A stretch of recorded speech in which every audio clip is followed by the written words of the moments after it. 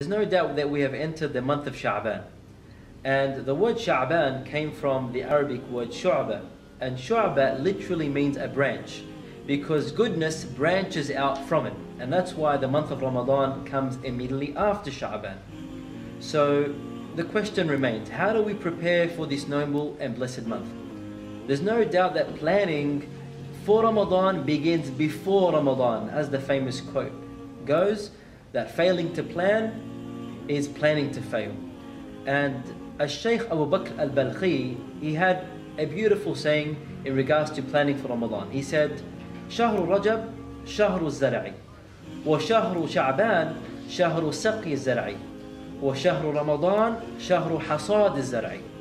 He said شهر رجب, which is 2 months prior to Ramadan, is the month of planting, and the month of Sha'ban is the month of irrigating and watering what you've planted, and the month of Ramadan is the month of harvesting and reaping what you've sowed prior.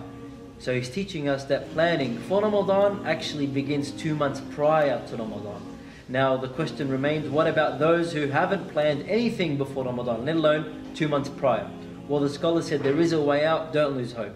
For the first 10 nights of Ramadan are your planting, and the next 10 nights are your watering, and the last 10 nights of Ramadan are your harvesting and reaping what you've planted.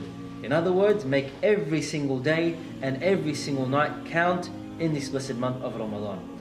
As for some practical tips and practical pointers on how to prepare for Ramadan, among the things we can do, starting from tonight, is to stand up for Qiyamul Layl. Even if it's something small. For the best of deeds, as the Prophet ﷺ said, أَدْوَمُهَا وَإِنْ قَلَّ. Those deeds which are adwam, yani they are consistent from da'iman, they are consistent even if they are qalila, even if they are small. So let's, inshallah ta'ala, from tonight, pray 2 rak'at tahajjud, just 2, and then cap it off with 1 witr. That is it. If we can just do that and be consistent, then inshallah ta'ala, when we get to Ramadan, we have something up our sleeves. You can imagine, for example, a person who hasn't done any training all year, and when they get to the grand final, they put all of their efforts and exhaust everything in the opening 10 minutes. Of course, they'll be burnt out. They won't survive the rest of the game. Well, that's the parable for many Muslims in Ramadan. They haven't done anything all year, and then when they get to Ramadan, they exhaust all of their efforts in the opening 10 nights of Ramadan, thus they are burnt out. You don't see them throughout this noble month, and they may show up again for the 27th, hoping to catch Laylatul Qadr, and then they go back to sleep again, and then they wake up again on Eid, and they go back to sleep, and you don't see them again until next Ramadan. Allahu musta'an. Now this is not the way of the believer, but rather think of Ramadan as a 300-meter dash. Think of it like a race, where you start off slowly, gradually increase speed, pace yourself so you don't collapse before the finish line. That's how Ramadan is. Let's prepare starting from tonight. And also, when we get to Ramadan, as we said, let's not exhaust our efforts, but rather, let's increase and improve slowly but surely. And that's the idea of Laylatul Qadr.